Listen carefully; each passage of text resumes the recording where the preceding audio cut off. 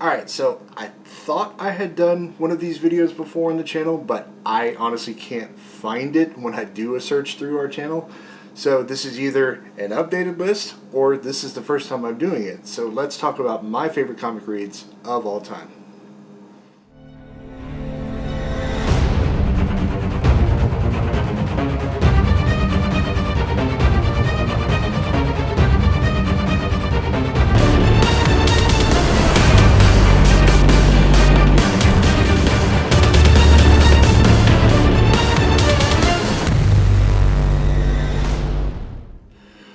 What's going on, everybody? As you heard at the top, a little bit of confusion. Like I said, not entirely sure if this is going to be an updated version or the very first time that I have put this on camera and up on YouTube for everybody to hear.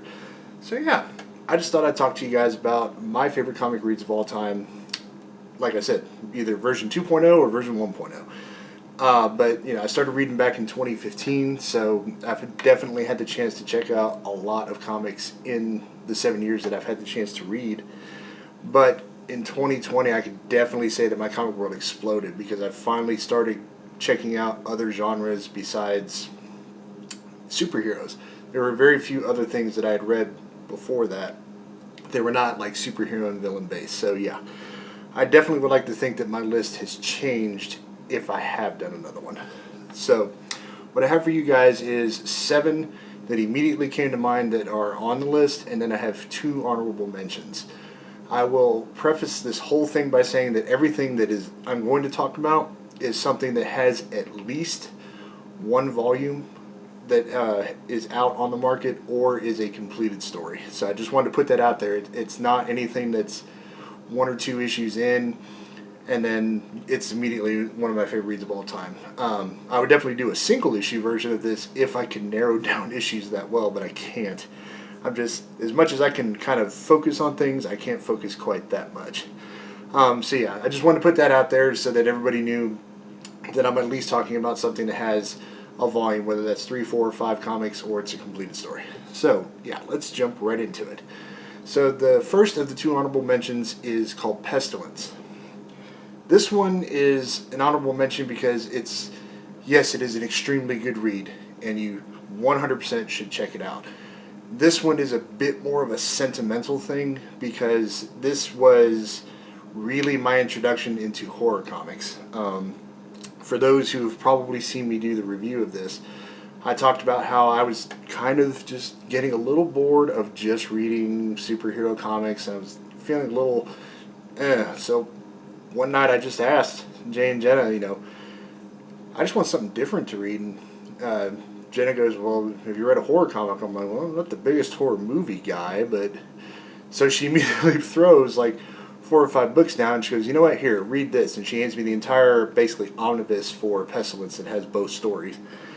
And yeah, I was instantly hooked on horror comics from then forward. And if anything, they might almost be my favorite genre now out of everything. So yeah, that one definitely has a sentimental value because it really kicked open a whole part of the comic universe that I hadn't really read up to that point. So yeah, if you can get down to your local comic shop, check out Pestilence. Hopefully they have both trades or the entire hardcover omnibus. I think it is well worth your time because Aftershock does put out some of the best horror comics. Alright, so the next honorable mention is on this list because I haven't read the entire story yet, even though it is a lot of issues. I want to say it's 26 to 28 in total, I think, so far. But I'm talking about Animosity. This is one where so far I'm about 9 or 10 issues in. I can understand why this is one of Jenna's like top 2, I want to say, of all time reads, if not her favorite. It is amazing. For those who maybe haven't read Animosity, it's essentially about a world where all of a sudden one day we wake up and animals are self-aware. They have human-level consciousness and intelligence and communication skills. And they basically just fight back. And at this point, they've just about taken over the world because when you think about it, there's more of them than there are us in some ways. So But the story follows a girl and her dog as they try to make their way to find her brother throughout all of the chaos that's ensuing. So 9 or 10 issues in so far, I can say so far, from reading it, that it is definitely one of those must reads if you are a comic book fan. If you're just coming into comics and you're trying to feel out what you might like, this is a series that I 100% would recommend to anybody. It is definitely for mature readers. So if you're a kiddo, sorry, this is definitely not for you. But for mature readers, 100% check this out. Alrighty, so yeah, let's move on to the top 7 that I had pop right into my head as I was thinking about, what to talk about for this video. And I will say that I didn't want to try to put a ton of thought into, well, what all have I read over the years and be like, oh yeah, that was good. I wanted to just bang, bang, bang, write down what immediately was at the forefront of my mind, because to me, I think if that's what I think about on the spur of the moment, then those are the ones that obviously stuck out and mean the most to me. So yeah, these are in no particular order, so I'm just going to go ahead and go, and let me know down in the comments if you agree or disagree with any of these, and also be sure to let me know what your favorites are. Alright, so the first one I'm going to talk about is Something is Killing the Children, volumes 1 through 3. So that's issues 1 through 15, the entire first story arc. We're about, I think, 25 issues in on the main storyline now, but that first story arc, man, I will say that I got lucky. Jenna happens to work for a comic book store, and she borrowed volume 1 and brought it home and read it, and she came out and immediately was like, you have to read this, and just pointing at the book, you have to read this, telling both me and Jay. Poor Jay never got to read it, but I did. And that was probably the first comic that I ever added onto my pull list as a continuous pull. For the most part, a lot of my pull lists are like issue 1s from various companies and writers, so that if I know I like it, I can just come back for the trade later. But this is one where I wanted issue by issue.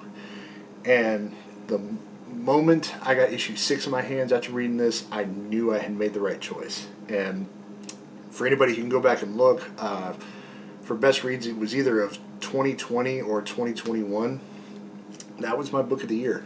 That was my favorite read for that year. And I can say that it holds up today for being one of my favorite reads of all time. Hopefully, I can get volume 1 in some way, shape, or form so Jay can finally read this and figure out if he likes it or not, because he's actually only read issues 21 through 25, which is the current arc in the story.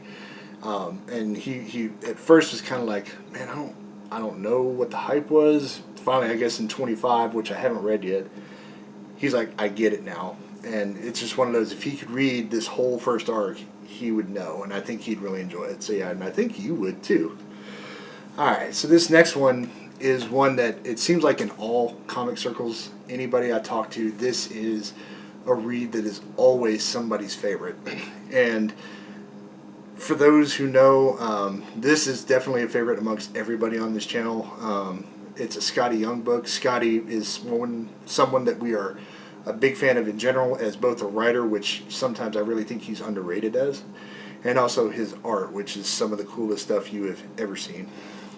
But this book is one that I think is the outright... Ugh.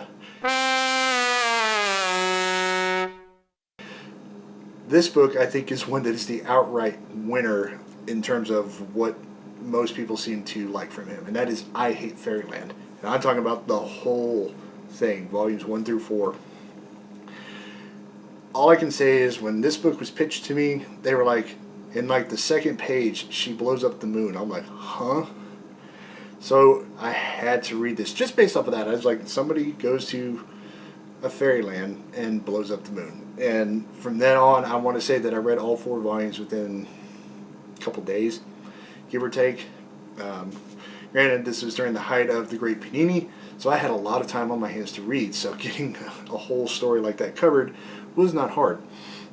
But that book, for me, is probably the most fun that I have had ever reading a book. It is lighthearted, the humor that they use, the language that they chose, because you can't cuss in Fairyland, so it's like fluff this, fluff that. And so to try to make up fun language like that, it shows a lot of genius. And I am forever thankful that I got to read that book.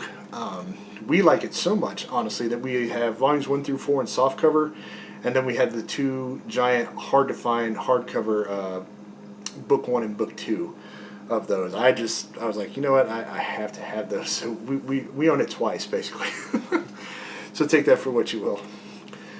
All right, the next one on my list is probably my favorite Comics Tribe read of all time, and that is Red 10, volumes 1 and 2.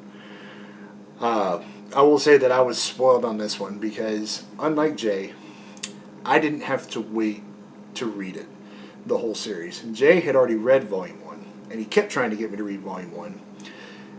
And he kept waiting for Volume 2 to come to Kickstarter. Well, it finally did. We got the hardcovers. They're really, really cool looking.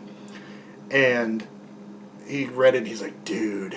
So he had to wait, I want to say, 3-4 years to get that second volume, whereas I got to read everything in one sitting. I think I sat down one night. It was, not much to do, and I read two volumes, so 10 issues in one night. And yeah, that book is probably one of the best murder mysteries ever. And for me, I'm not talking about just comics. I've even read a few murder mystery novels, and this for me is a read that stacks up even to those. It might be because there was the visuals there that helped picture the story, but yeah, it's a murder mystery. If that's kind of your thing, but throw in superheroes and villains, you will 100%, I think, enjoy this book. And I believe you can still get both volumes from Comics Tribe's website. Definitely check that out. Alright, so we're kind of getting into the last 4 here. This next one is one that has always stuck with me. It was it was the first book I'd read around a villain. Not a hero book. It was a supervillain, and I'm talking about the Sinestro New 52 run, Volume 1. Man, I've got the whole run here, but that Volume 1, for whatever reason, has always just stuck out to me. Mainly because, in a lot of ways, it made you understand Sinestro and why he is the way he is.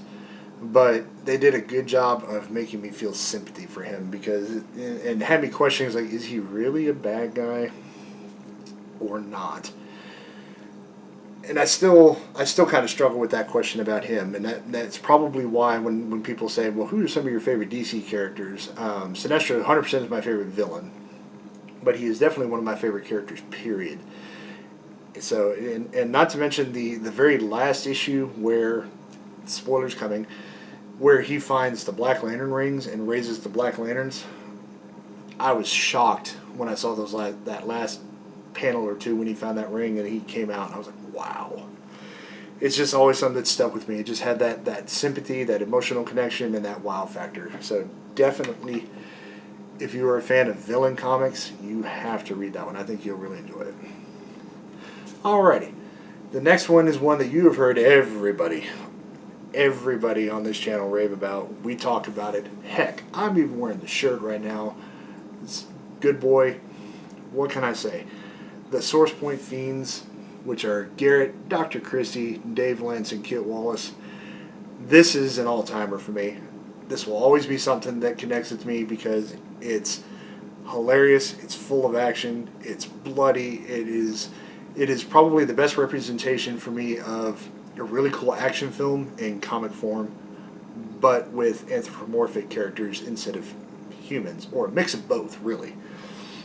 For anybody who has not read this, Volume 1, the best way I'll pitch it to you is think of it as a reverse John Wick. John gets killed, and it's the dog who goes looking for revenge. We're in Volume 2 now. It's pretty much just about done. I want to say issue 4 is out or just about to be out. And where they've gone with this story is even better. I was like, oh, you got me on the John Wick part. We got to meet Garrett and Dr. Christie back in, I want to say, the beginning of March. And We were talking to them about this and all of the projects, but they said just wait until you get to volume 2 because we go in a whole different direction and take the story to new heights, and they're not lying. That just to hear that insight and see the excitement on their face too got me excited. So when it came out and we got it, we've got the Kickstarter, we've got it on our pull box, we're gonna have so many variants of this book, it's not even funny, but it is truly a fun read for anybody who, again, it's a mature reader. Really, any of these are not kid friendly. I probably should have said that at the top, but yeah, I love this book. I don't think I've ever heard anybody say they don't like it. So that should tell you something right there. And when I say people, I'm talking about in the comic book industry, their peers, other publishers, reviewers like myself, everybody. This just seems to be one of those universal books that everybody likes. It's not a big divide of, oh, it's great or it's not. So yeah, definitely go check it out. Get yourself volume 1, get caught up, and then jump into volume 2. Alright, so we have just 2 more. So this next one, volume 1, just wrapped up on Kickstarter. I can already tell you that the digital awards have been sent out, so I'm not going to spoil volume or issue 4 for you of this, but I am talking about volume 1 of Pocus Hocus. Again, this is a book that we love. We talk about it all the time. We wear the shirts. We've unboxed. We've interviewed the guys. Everything. We call everybody on this creative team, just like we do the Good Boy team, friends. And I'm very honored and humbled that I even get to say that I'm friends with creators who I look up to and are people that bring peace to my life when it's at its most hectic. That's really why I read comics. It brings me peace and allows me to escape what's going on out there in the world. So yeah. So just know, to any creator I talk to that I call a friend, just know how humbled I am to call you a friend. So yeah. Get enough of the sappy stuff out of the way, but yeah, Pocus. Man, the best compliment I think I can say about volume 1 is every single issue went somewhere story-wise. It was not it took a bunch of time to set some stuff up over several issues and then you got the payoff. No. They moved somewhere in every issue. I will say issue 2 is probably the setup issue of it, but the story moved while they were setting up, and everything that they set up came back to be paid off tenfold after that.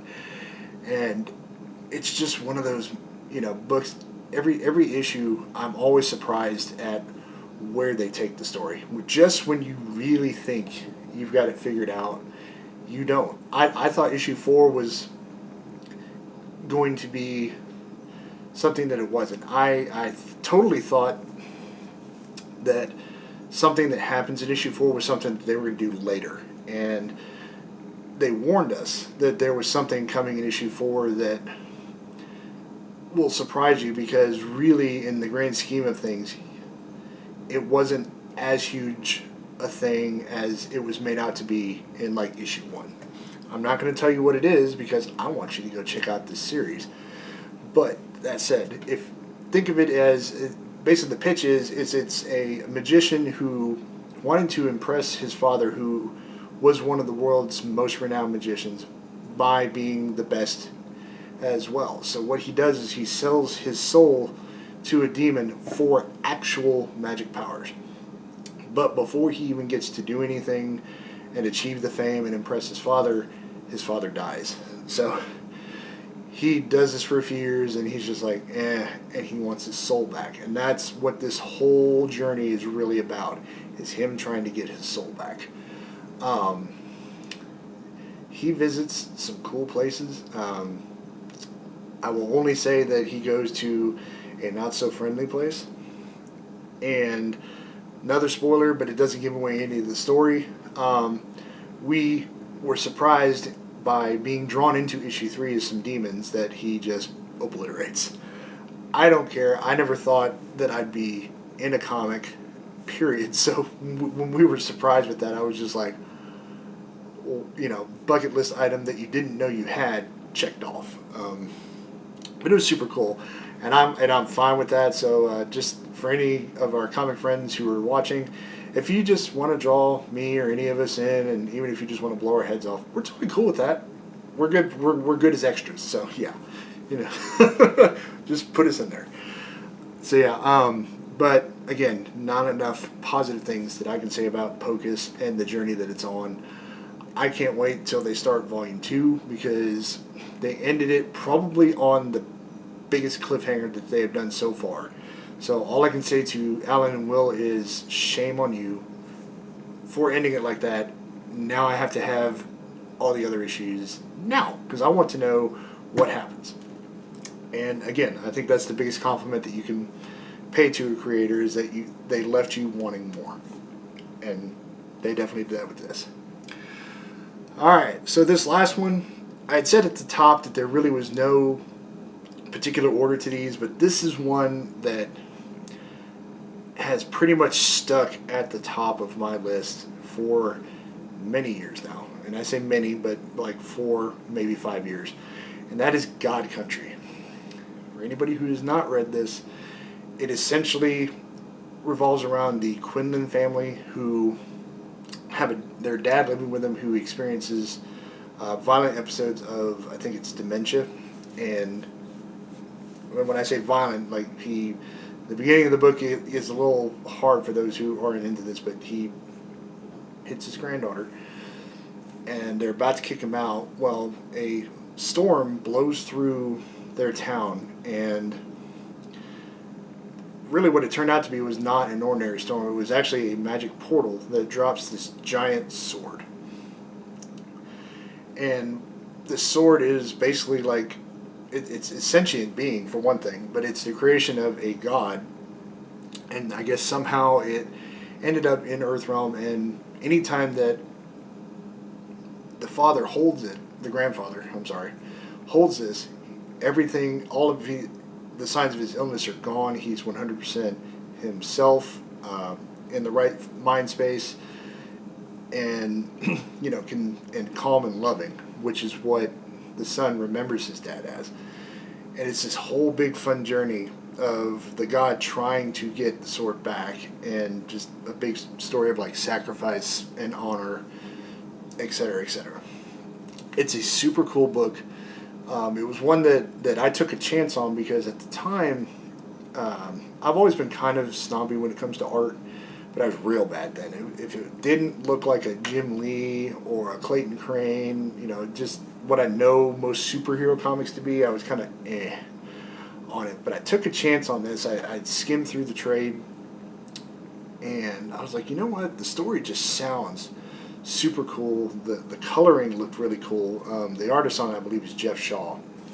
So I was like, all right, let's give it a shot. And I'm glad it did, because that was another way that I expanded reading comics, because then I didn't have to have a book that looked like a Jim Lee DC story or a Todd McFarlane, that kind of stuff. I could have these other art styles, and it's really brought a new appreciation of art and different styles to me. But the story was one that, for whatever reason, has always resonated with me. And one of these times, I think I've got the whole trade of the run. Unfortunately, there was never like a special hardcover, but I want to try to find a really cool variant and hopefully get like Donnie and Jeff to sign it. That's my hope, anyways, because that book is just something that's always connected with me. Alright, so that is my entire list. As I said, let me know down in the comments what your favorite reads are. Are there any on this list that you were just kind of about, that maybe you disagree with? Let's just have a cool, fun discussion. And as always, you guys, please stay safe, stay healthy. Don't forget to like, hit that thumbs up, hit the notification bell, subscribe if you haven't already. And I will catch you guys next time. Later, everyone.